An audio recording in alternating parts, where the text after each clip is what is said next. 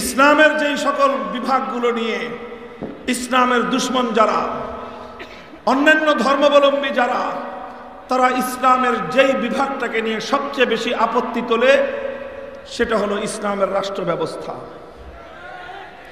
অর্থাৎ আমরা যখন মুসলমান যারা ইসলামের একনিষ্ঠ অনুসরণ করার যারা চেষ্টা করি, একনিষ্ঠভাবে পরিপূর্ণভাবে আমরা যারা ইসলামকে অনুসরণ করার চেষ্টা করি, আমরা ব্যক্তিগত জীবনে ইসলামকে প্রতিষ্ঠা করতে চাই, পরিবারের মধ্যে ইসলামকে প্রতিষ্ঠা করতে চাই, আমাদের ব্যবসা বাণিজ্যে অর্থনৈতিক জীবনে ইসলামকে প্রতিষ্ঠা করতে চাই, আমাদের বিভিন্ন প্রাতিষ্ঠানিক জীবনে আমরা ইসলামকে প্রতিষ্ঠা করতে চাই।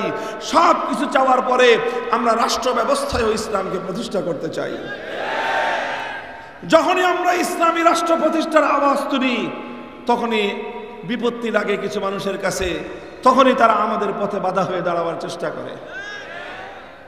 এই বাধা যারা হয়ে দাঁড়ায় তাদের মধ্যে যে সব অমুসলিম তা নয়, সবাই যে অমুসলিম তা নয়। অমুসলিমরা যেরকম আমাদের এই দাবির পথে অন্তরায় হয়, কিছু মুসলমান, আমি তাদেরকে যে কি শব্দ দিয়ে বলবো আমার বুঝে আসে না, তাদেরকে মূর্খ মুসলমান বললে তারা মাইন্ড করতে পারেন, অজ্ঞ মুসলমান বললেও তারা কষ্ট পেতে পারেন। এই জন্য আমি একটা শব্দ প্রথমে বলি, সেটা হলো অনবহিত মুসলমান। ইসলাম সম্পর্কে তাদের জানা নাই। এখন না জানলে যদি কেউ মূর্খ বলতে চান বলতে পারেন, আমি এই সকল লোকদেরকে কষ্ট দিতে চাই না বলে আমি বললাম ইসলাম সম্পর্কে অনবহিত মুসলমান। এই অনবহিত এক শ্রেণীর মুসলমান রয়েছে, তারাও ইসলামী রাষ্ট্র ব্যবস্থার বিরুদ্ধাচরণ করে। ইসলামী রাষ্ট্র ব্যবস্থার বিরোধী শুধু হিন্দুরা নয়, ইসলামী রাষ্ট্র ব্যবস্থার বিরোধী শুধু বৌদ্ধ আর খ্রিস্টান নয়, ইসলামী রাষ্ট্র ব্যবস্থার বিরোধী আমার এবং আপনার সমাজের মধ্যে নামধারী অনেক মুসলমানও রয়েছে। এরা হলো অনবহিত মুসলমান, আসলে ইসলামের নাম ধারণ করেছে কিন্তু ইসলামকে বুঝবার কোনোদিন চেষ্টা করে নাই। যদি তারা বুঝবার চেষ্টা করত তাহলে তারা তাদের এই কুফরি বিশ্বাস থেকে, তাদের এই কুফরি চিন্তাধারা থেকে তারা অবশ্যই তওবা করে খাঁটি মুসলমান হয়ে যেত। আল্লাহ পাক সকলকে তৌফিক দান করেন। মুহতারাম হাজিরিন, এখানে সঙ্গত কারণেই আমরা কেন ইসলামী রাষ্ট্র চাই, আমরা কেন রাষ্ট্র ব্যবস্থায় ইসলামকে প্রতিষ্ঠা করতে চাই, সেই কথা আমাদেরকে অন্তত অমুসলিমদের সামনে যুক্তির নিরিখে প্রমাণ করার দরকার আছে, যাতে একজন হিন্দু, একজন বৌদ্ধ, একজন খ্রিস্টান সেও উপলব্ধি করতে পারে যে না, ইসলামী রাষ্ট্র প্রতিষ্ঠা হওয়া প্রয়োজন, তাহলে আমরাও ভালো থাকতে পারবো।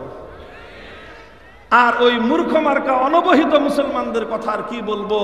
আরে বেটা, তুমি তো মুসলমান, তোমার তো জানা ফরজ, তোমার তো জানা বহু আগে দরকার ছিল, তুমি সেটা জানো না। তুমি আব্রাহাম লিঙ্কনের মতবাদ নিয়ে তুমি লাফালাফি করো, তুমি ইসলাম সম্পর্কে জানার চেষ্টা করো না। কার্ল মার্কস, মাও সেতুং আর লেনিনের আদর্শ প্রতিষ্ঠার জন্য তুমি সংগ্রাম করো, জীবন দাও।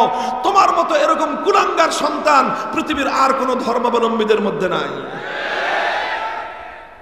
মুসলিম হয়ে ইসলামের বিরুদ্ধাচরণ করে কখনো তুমি আব্রাহাম লিঙ্কনের অনুসারী সাজো, কখনো তুমি কার্ল মার্কস, মাও সেতুং আর লেনিনের আদর্শের অনুসারী সাজো, অথচ তোমার জন্য তো সর্বোত্তম আদর্শ ছিল তোমার নবী মুহাম্মদুর রাসূলুল্লাহ সাল্লাল্লাহু আলাইহি ওয়াসাল্লাম। কথা বলেন ঠিক না বেঠিক? হ্যাঁ, কিছুটা অবকাশ আছে অমুসলিমদের জন্য। তারা তো ইসলাম সম্পর্কে এত জানে না, জানার কোনো সুযোগ তাদের নাই, বা জানার কোনো প্রয়োজন তারা মনে না করতে পারে। এই জন্য তারা ইসলামী রাষ্ট্র ব্যবস্থার বিষয়ে তাদের মধ্যে কনফিউশন থাকতে পারে, তাদের মধ্যে দ্বিধাদ্বন্দ্ব থাকতে পারে, কিন্তু কোনো মুসলমানের মধ্যে এই ব্যাপারে দ্বিধাদ্বন্দ্ব থাকতে পারে না। যদি কোনো মুসলমানের হৃদয়ে এই ব্যাপারে, তার অন্তরে যদি এই ব্যাপারে বিন্দুমাত্র দ্বিধাদ্বন্দ্ব থাকে, এটা তার মূর্খতা, এটা তার অজ্ঞতা, এটা তার চরম গুমরাহি। এই জন্য আমি আলোচনা করব প্রধানত এই যে অন্যান্য ধর্মাবলম্বী যারা আছেন, আমাদের হিন্দু ভাইয়েরা, খ্রিস্টান ভাইয়েরা, বৌদ্ধ ভাইয়েরা, যাদেরকে নিয়ে আমরা একটা দেশে, একটা সমাজে বসবাস করি। আমরা যখন ইসলামী রাষ্ট্র প্রতিষ্ঠার দাবি তুলি, আমরা যখন জোর গলায় ইসলামী রাষ্ট্র প্রতিষ্ঠার জন্য আল্লাহর রাস্তায় জিহাদের ঘোষণা দিতে চাই, তখন তাদের অন্তরের মধ্যে একটা দ্বিধাদ্বন্দ্ব তৈরি হতে পারে ইসলাম সম্পর্কে না জানা থাকার কারণে। এই জন্য আমরা আমাদের দায়িত্ব এবং কর্তব্য মনে করি সেই সকল অমুসলিমদের সেই কনফিউশনগুলো, সেই দ্বিধাদ্বন্দ্বগুলো দূর করে দেওয়া, যেন হিন্দু বৌদ্ধ খ্রিস্টানরাও আগামী দিনে দাবি করে যে আমাদের শান্তির জন্যে, আমাদের নিরাপত্তার জন্য ইসলামী রাষ্ট্র ব্যবস্থার প্রয়োজন। মুহতারাম হাজিরিন, মূল পয়েন্টটা হলো এই, আমরা যখন ইসলামী রাষ্ট্র প্রতিষ্ঠার দাবি করব, আমরা যখন মুসলমান হিসেবে অ্যাজ এ মুসলিম আমি এবং আপনি যখন এই আওয়াজ তুলব যে আমার সমাজে ইসলামী রাষ্ট্র প্রতিষ্ঠা করতে চাই, তখন খুব স্বাভাবিকভাবেই অন্য ধর্মাবলম্বীদের মধ্যে একটা দ্বন্দ্ব এবং দ্বিধা তৈরি হতে পারে। সেই দ্বিধাটা হলো এই, মুসলমান তুমি যদি মুসলিম হিসেবে ইসলামী রাষ্ট্র প্রতিষ্ঠা করতে চাও, এটা যদি তোমার অধিকার হয়ে থাকে, তাহলে তো আমি হিন্দু হিসেবে আমারও এই রাষ্ট্রটাকে হিন্দু রাষ্ট্র হিসেবে দাবি করার অধিকার রয়েছে। বৌদ্ধ বলবে আমি বৌদ্ধ হিসেবে বৌদ্ধ রাষ্ট্র প্রতিষ্ঠা করতে চাই, খ্রিস্টান বলবে আমি অ্যাজ এ খ্রিস্টান হিসেবে খ্রিস্ট রাষ্ট্র প্রতিষ্ঠা করতে চাই। তাহলে একটা দেশের মধ্যে যখন মুসলমান ইসলামী রাষ্ট্র প্রতিষ্ঠা করতে চাইবে, হিন্দু যখন হিন্দু রাষ্ট্র প্রতিষ্ঠা করতে চাইবে, বৌদ্ধ যখন বৌদ্ধ রাষ্ট্র প্রতিষ্ঠা করতে চাইবে, যখন খ্রিস্টান যখন খ্রিস্ট রাজ্য প্রতিষ্ঠা করতে চাইবে, তখনই তো একটা সংঘাত আর একটা দ্বিধা, একটা সংঘাত এবং একটা লড়াই, একটা বিশৃঙ্খলা দেখা দিবে। এই তো দ্বিধা না? কথা বলেন। এরকম একটা দ্বিধা, একটা সংশয় অন্য ধর্মাবলম্বীদের মনের মধ্যে আসতে পারে কি পারে না? এমনকি শুধু অন্য ধর্মাবলম্বীরা, যারা ইসলাম সম্পর্কে জানে না, সেই সকল অজ্ঞ মূর্খ, তাদের মধ্যেও এই দ্বিধাদ্বন্দ্ব জাগতে পারে। শুধু জাগতে পারে না, জেগে আছে। আর এই কারণেই তো যখন আমরা ইসলামী রাষ্ট্র প্রতিষ্ঠার জন্য মাঠে নামি, আমাদের বিরুদ্ধাচরণ করবার জন্য হিন্দু বৌদ্ধ খ্রিস্টানরা যতটা না আসে, নামধারী মুসলমানরাই আমাদের পথের বাধা হয়ে দাঁড়ায়,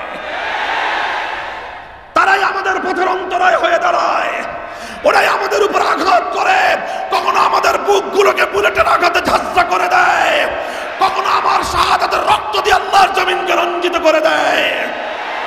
আর আমরা একথাই বলে যাই, রক্ত দিতে পারি, জীবন দিতে পারি, শাহাদাত বরণ করতে পারি, আল্লাহর জমিনে ইসলাম কায়েমের বিপ্লবের পথ থেকে সরে দাঁড়াতে পারি না।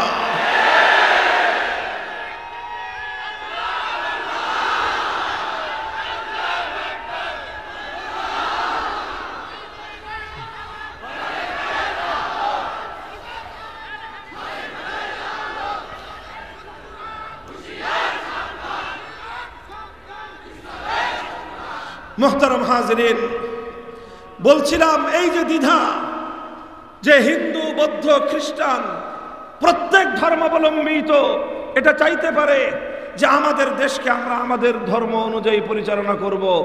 যদি মুসলমানরা ইসলামী রাষ্ট্র প্রতিষ্ঠা করতে চায়, তাহলে অন্য ধর্মাবলম্বীরা কি দোষ করলো?